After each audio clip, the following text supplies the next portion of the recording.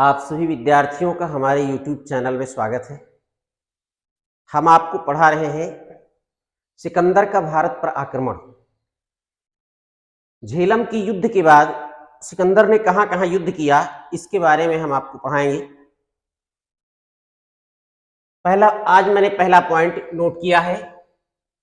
Porous को परास्त करने के बाद सिकंदर ने चिनाब नदी के पश्चिम तट पर स्थित गलो-चुकायन राज्य पर आक्रमण किया।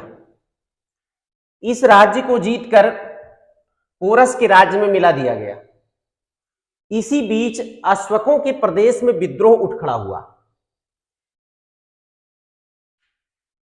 तथा यूनानी क्षत्रप निकानोर मौत के घाट उतार दिया गया।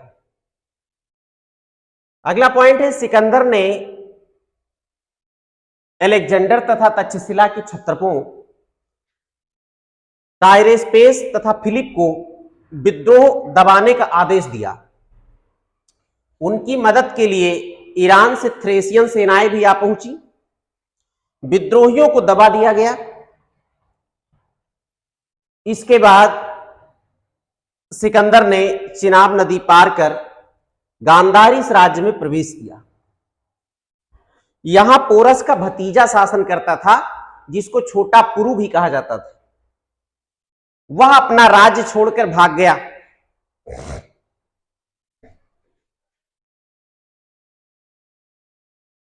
अगला पॉइंट है, सिकंदर ने उसके राज्य पर अधिकार कर लिया। वह संपूर्ण क्षेत्र पोरस के राज्य में मिला दिया गया। इसके बाद सिकंदर ने रावी नदी पार कर गढ़ जातियों पर आक्रमण कर दिया।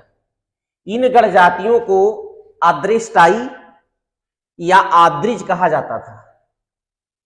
इन गढ़ जातियों ने आत्मसमर्पण कर दिया तथा सिकंदर ने इनकी राजधानी पिंपरमा पर अधिकार कर लिया। अगला पॉइंट है, इसके आगे कथाई गणराज्य था, जिसको कठ गणराज्य भी कहा जाता था। कठ गणजाति के लोग पंजाब के सबसे अधिक लड़ाकू योद्धाओं में से थे। एरियन उनके साहस की प्रशंसा करता है।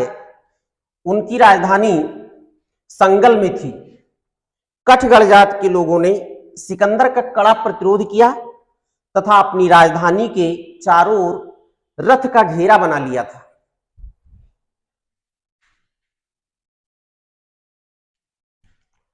अगला पॉइंट है, अंततः पोरस की मदद से सिकंदर ने उन्हें परास्त कर दिया। उनका नगर ध्वस्त कर दिया गया तथा कठों की सामूहिक हत्या कर दी गई। यूनानी विवरण के अनुसार इस युद्ध में 17,000 व्यक्ति मारे गए थे तथा 70,000 व्यक्ति बंदी बना लिए गए। इन गणराज्य प्रदेशों को भी पोरस के अधीन कर दिया गया। इसके बाद सिकंदर ने सौभूति तथा फेगेला नामक 2 राजाओं से उपहार प्राप्त किया, जिन्होंने सिकंदर की अधीनता स्वीकार कर ली थी। यहां से सिकंदर ब्यास नदी के तट पर आया। सिकंदर ब्यास नदी तट से ही अपने देश के लिए वापस हुआ था।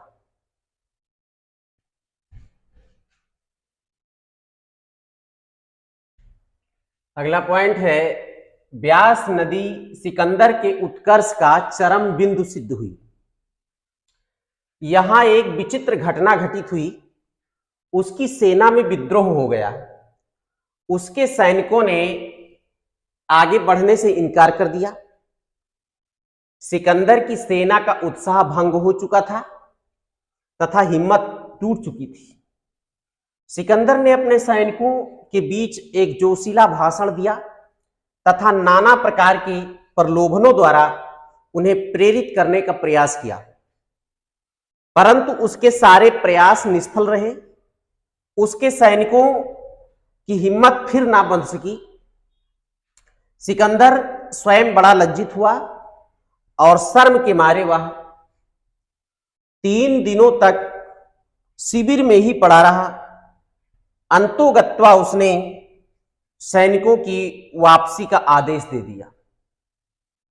आज हम आपको बस इतना ही पढ़ा रहे हैं और इसके आगे अभी बाकी है जो आपको अगले वीडियो में पढ़ाएंगे। आप सभी विद्यार्थी लोग हमारे चैनल को लाइक करें, शेयर करें और सब्सक्राइब करें।